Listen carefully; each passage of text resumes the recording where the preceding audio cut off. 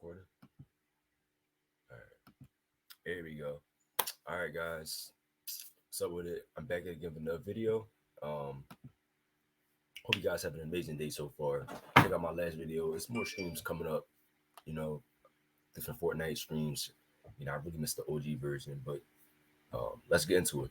Recording. All right. Let's get it.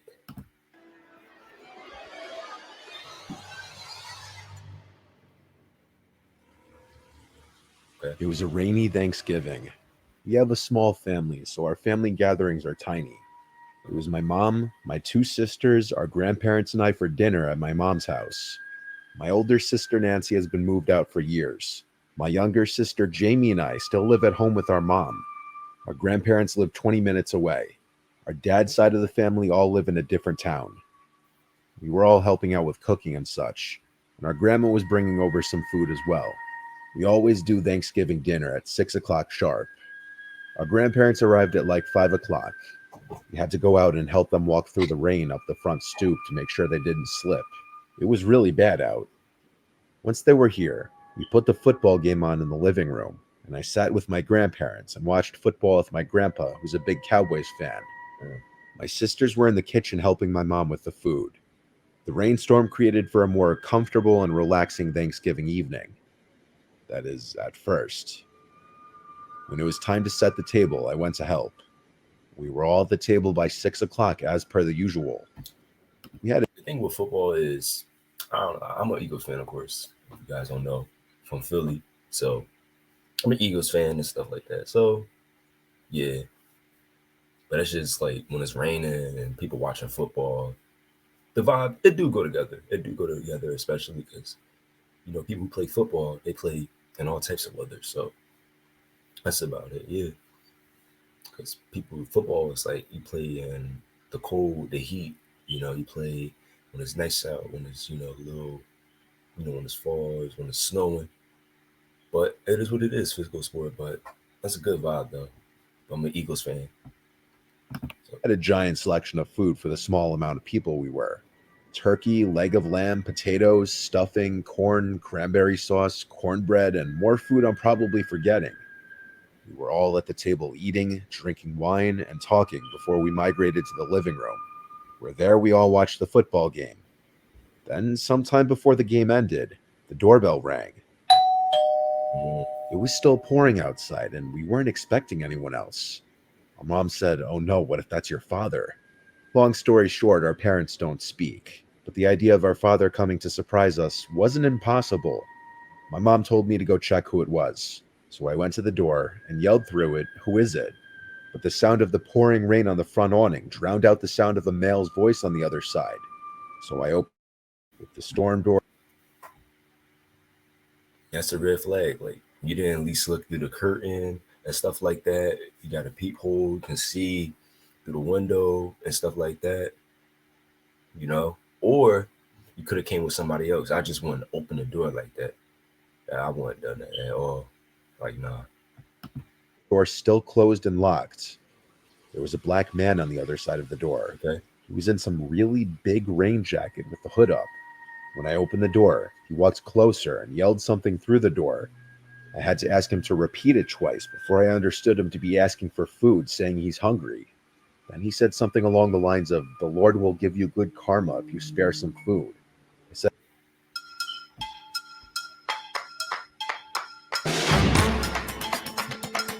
"1 second."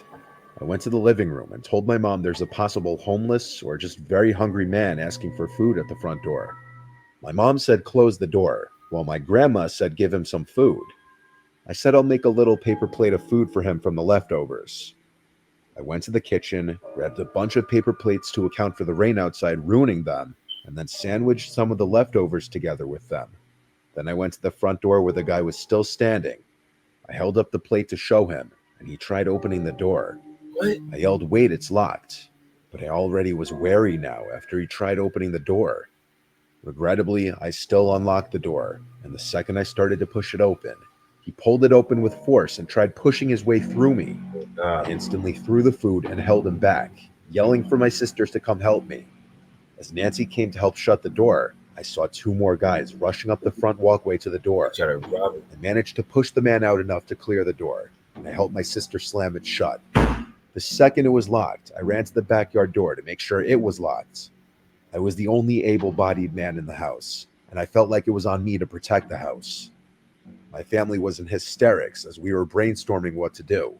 Not so shockingly, we settled for calling the police. Try to rob him. My mom called while I kept going from window to window looking outside. It was hard to see out through the pouring rain, but through the backyard window, I saw a couple men running through the grass to the back door. I'd imagine they tried opening the back door and failed, and then I saw them running through the grass again back to the gate. Then they were gone. When the police got here, the food that I dropped onto the front stoop was still just sitting there, all scattered on the porch. Not that it wasn't obvious that those guys didn't come for the food, but it's something worth mentioning. Our Thanksgiving was almost turned into a complete nightmare if it weren't for my and my sister's quick reactions. I know my grandma had her heart in the right place, wanting to help the seemingly needy, and I was influenced by her. But unfortunately, we live in a world where sometimes trying to do the right thing could bite you in the ass. Yeah. We installed the doorbell camera soon after this. Yep.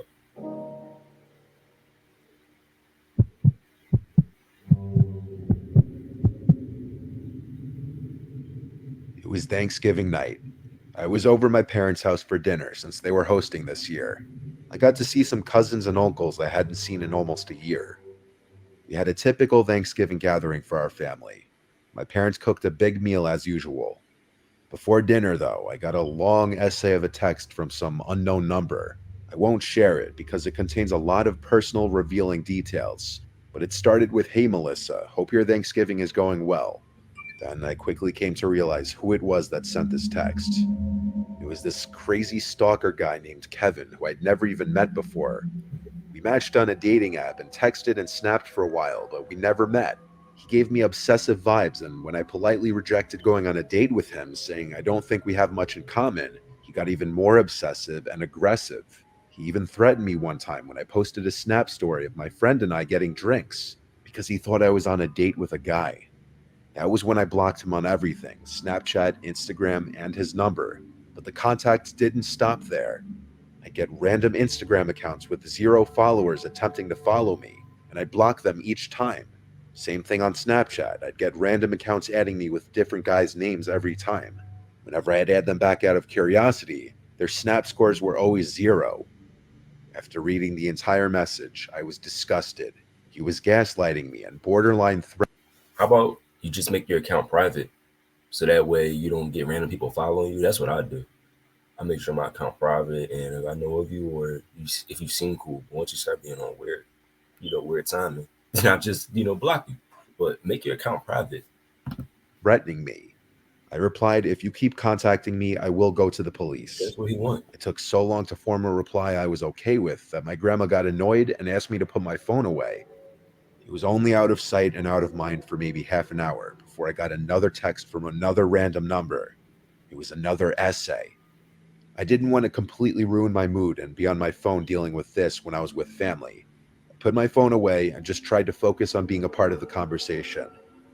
When family started to leave and things started to slow down, I checked the text, and it was disturbing. It was longer than the first one, and it was him berating me and insulting me the entire time, acting like the entitled, narcissistic sociopath that he clearly is. When there was just a small amount of my family left, I showed them the texts, and they were appalled. My mom wanted me to go to the police the next day to report him for harassment, which I planned on doing. I soon left my parents' house to go home to my apartment. My apartment is the lower floor of a 2-family house. My friend Chelsea is my roommate in the apartment. I got home before her, and I went straight to my room to look for Christmas 10-drop treatment method changes everything we know about tinnitus and ringing ears. If you're finding it movies to watch. My phone started ringing, and it said unknown caller. I knew it was him. I denied it and silenced my phone. I put on some silly rom-com Christmas movie to fall asleep to. It was called Surviving Christmas. All I remember about it is that it had James Gandolfini in it. It was late at night, so I didn't plan on making it through the movie. I was getting sleepy halfway through the movie when I heard walking from outside my room in the house. It was in the apartment, not from upstairs, so I assumed it was Chelsea getting home from her night with her family. The footsteps came straight to my door. Then someone attempted to open my door. I always lock my bedroom door at night, even though I trust Chelsea. It's just a natural habit I have. I paused the movie and listened as the doorknob turned a few more times. Before I yelled, "Chelsea?" Then it stopped. I heard quiet footsteps walking away from the door. I grabbed my phone, about to call Chelsea, and I saw a bunch of texts on my screen from a third random number. The most alarming one was a threat saying, "Good thing you made it obvious where you live." I tried calling Chelsea like 5 times, but she never picked up. I called my parents a bunch of times until my dad picked up. I whispered into the phone that I think that crazy stalker was in the house. My dad said to stay put. He was coming over right away. We lived 10 minutes away from each other, but he made it to me in 5. That's how fast he drove here. During that time, I stayed on the phone with my dad the whole time until Chelsea called me back. And that's when she told me that she wasn't coming back to the apartment tonight. So it for sure was not her. When my dad got here, the front door was locked. I had to let him in. I swore to him that I wasn't imagining what happened. And so after we tore the place upside down, he went to the big sliding window by the kitchen, big enough that anyone could fit through, and he lifted it open. He turned to me and gave me a stare of disappointment. He scolded me after learning that I didn't lock the windows every night and said, "Here's my answer on how someone got in here." I went back home with him and slept at home that night. First thing in the morning, my dad took me to the county court's office where they gave us step-by-step instructions for getting a temporary restraining order.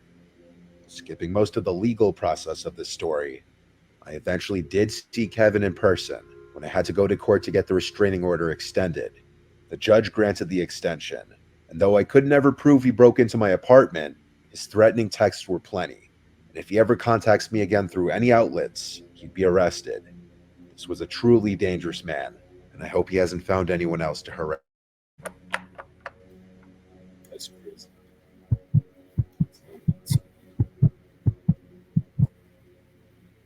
Most of my family lives in a rural part of Central Florida, closer to the East Coast though.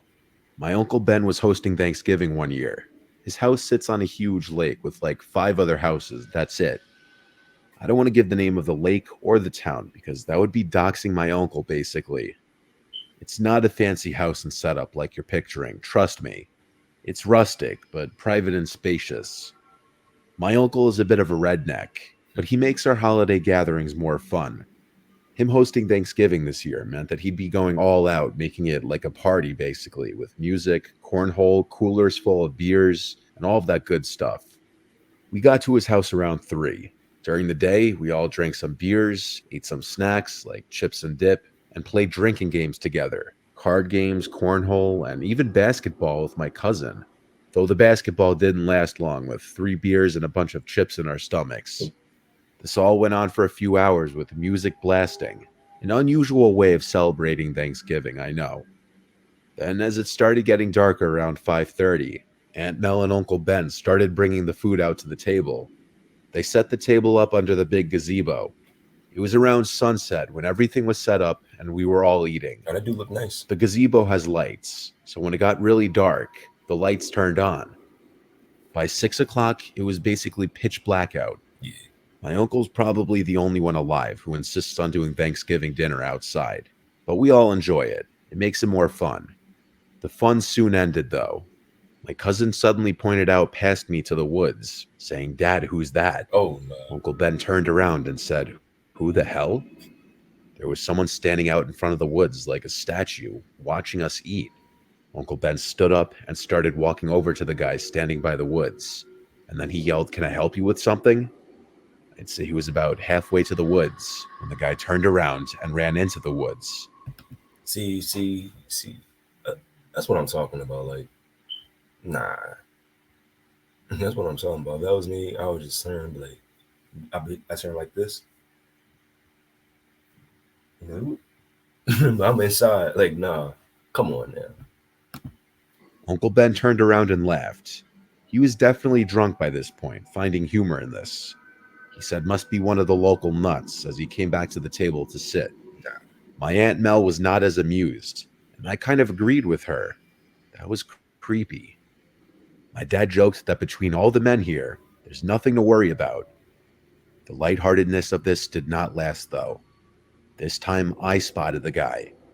He was standing by the woods again, though closer to the lake this time. I pointed it out to everyone. My uncle got up, pissed off this time. He started marching over again, yelling and taunting the guy. His drunkenness was really starting to show now, just in the way he was confronting the trespasser. But then we noticed there was another guy in the woods, on the complete opposite side of the yard. Nah. And when the one guy that Uncle Ben was approaching ran into the woods again, the other one stayed put. As Uncle Ben came back to the table, we said there's another one.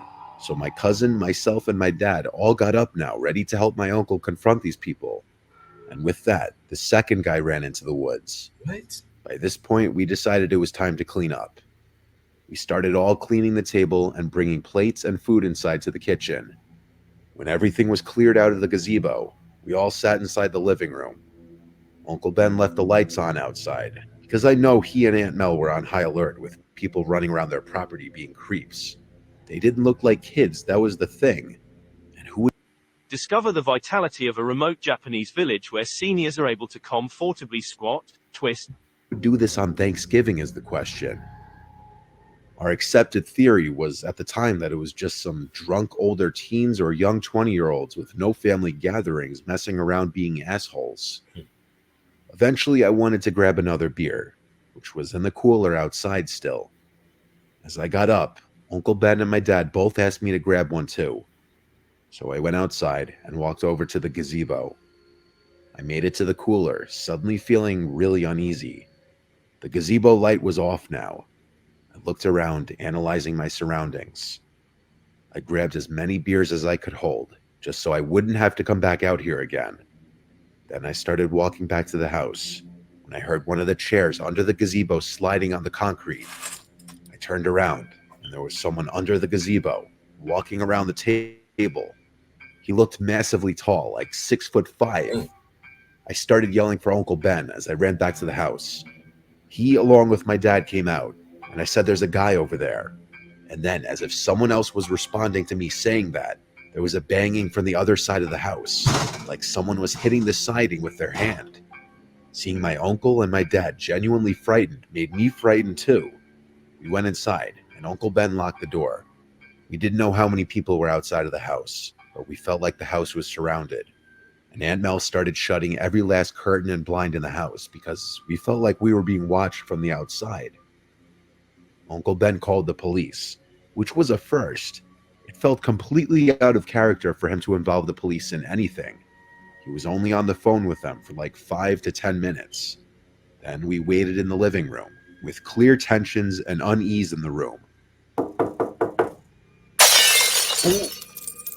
There was this quick and sudden loud bang on the glass, followed by a window in the kitchen completely shattering. What? Aunt Mel yelled at Uncle Ben to go get the old rifle from the closet. He yelled back the thing hadn't been loaded in years. Luckily, the police response time was pretty good. A singular beep of the siren from the police car outside let us know he arrived.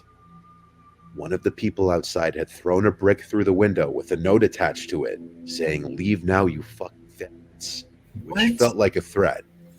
His Trump flag was also missing the next day, which created the possibility of those people's motives being political.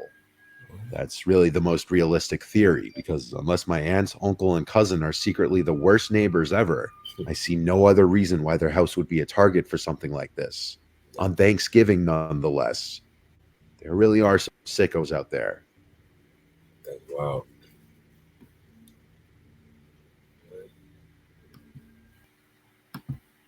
Yeah, okay. Yeah, okay. These stories is wild, man. That's just crazy. That's just crazy, though. It's wild. I don't know what to say about that, but I got a glare. You guys see there's a glare. Oh. 3-pointer. Oof. That's crazy, guy. Or less. I hope you guys having a nice day. More videos coming up, though. Smash the like button. And yeah, peace out. And see you guys in the next video. Peace.